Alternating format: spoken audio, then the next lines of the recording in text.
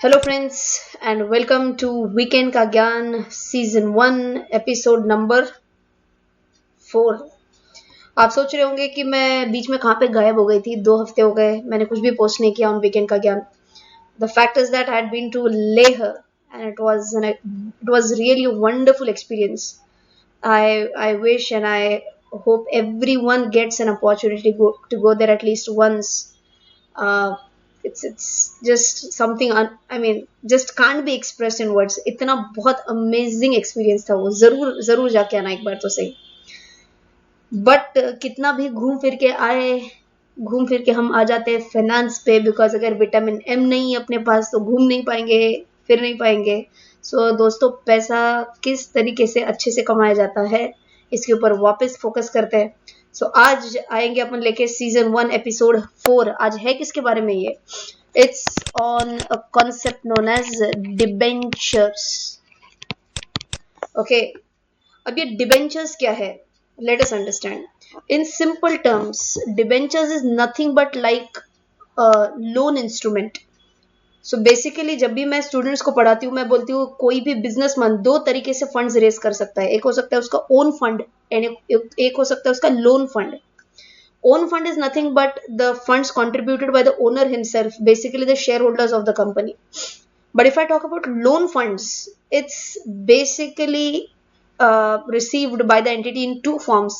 It could be by a bank loan, and I'm sure everyone is very familiar to that. And the second one can be by way of debentures. अब ये debentures company को तो basically क्या मदद करती है? Debenture company को पैसा रेज करने में मदद करती है। Okay, so is the business going to receive money? Yes, but the basic question is, आम जनता like these ask a very basic question कि भाई हम हमारी जेब से आपके कंपनी में पैसा डाल तो रहे, लेकिन हमको क्या मिलेगा? सो प्रमोटर बोल रहे हैं कि हम आपको ओनर नहीं बना रहे, आप सिर्फ हमारे कौन हो? लेंडर ऑफ द कंपनी हो। So you being a lender, you will receive a fixed rate of interest. Friends, what are you going to get? You are going to get a fixed rate of interest. You are not going to be eligible to get company's profit share. You are not going to be eligible to receive dividend. So basically आप क्या कर रहे हो? Company में people like you and me company में पैसा invest करेंगे, and invest करने के बाद कंपनी के प्रमोटर्स, डायरेक्टर्स, ये सभी अपने को बेसिकली कंपनी इटसेल्फ क्या प्रॉमिस करती है? They promise us a fixed rate of return. Is it sounding similar to something? जैसा मैं कंपनी में पैसा रख रही हूँ एंड मुझे फिक्स रेट ऑफ इंटरेस्ट मिल रहा है, वैसे ही तो मैं बैंक में पैसा लगाती हूँ, एंड बैंक में पैसा रखने के बाद I again get a fixed rate of interest. Then is this debenture same as fixed deposit? So I'm sure many of you do have a question in your mind कि exactly what is the difference between me as an individual keeping money in fixed deposit versus me keeping money in debentures issued by companies. तो फर्क क्या है दोस्तों? थोड़ा सा समझ लेते हैं। Here I've taken NCDs versus FDs. NCD का full form पता है?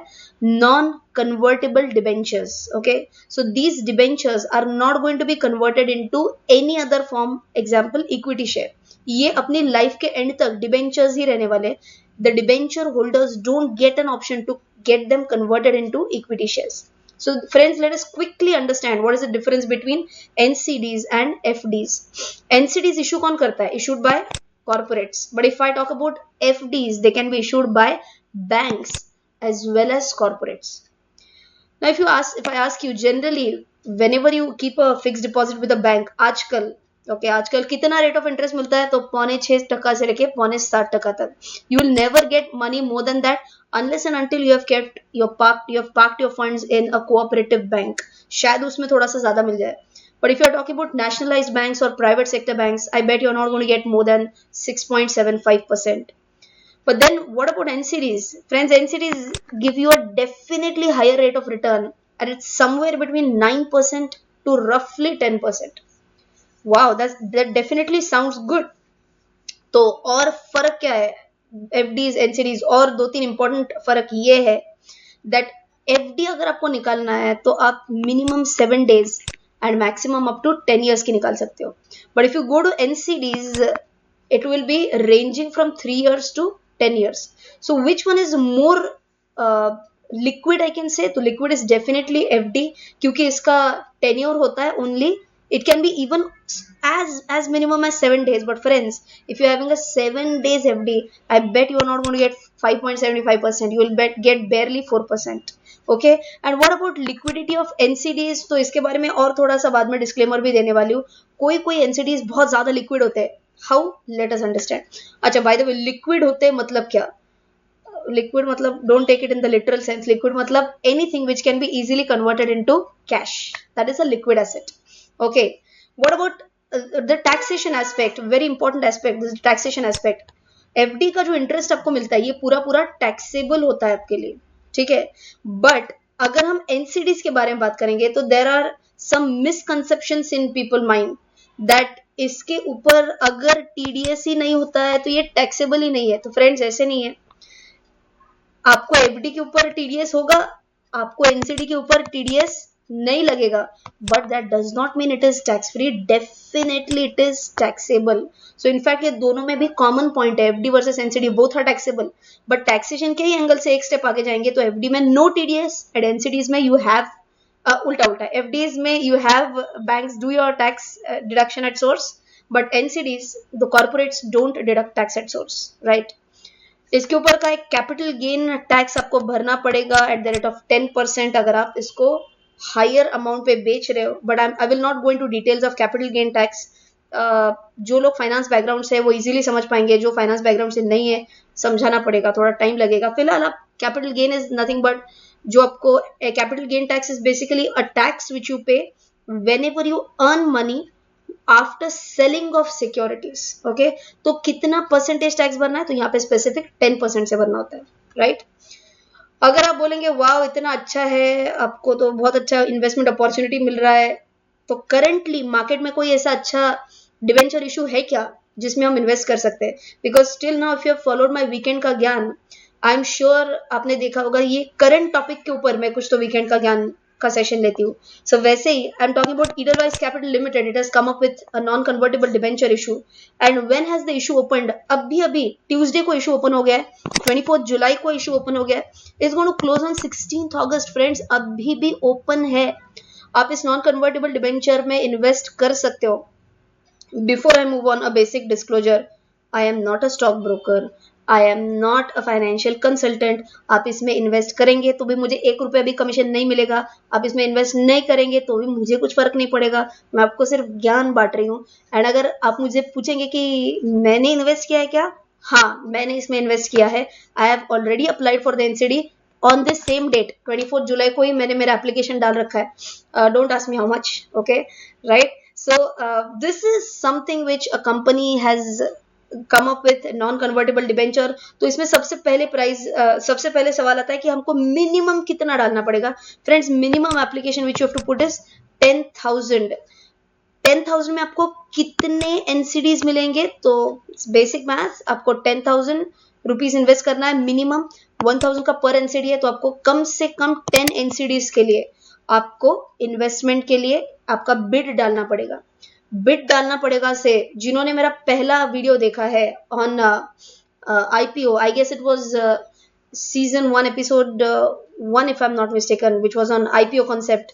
I will try to put the link of that video in the description box also so that you can visit that concept of IPO अगर आपने वो देखा नहीं है तो.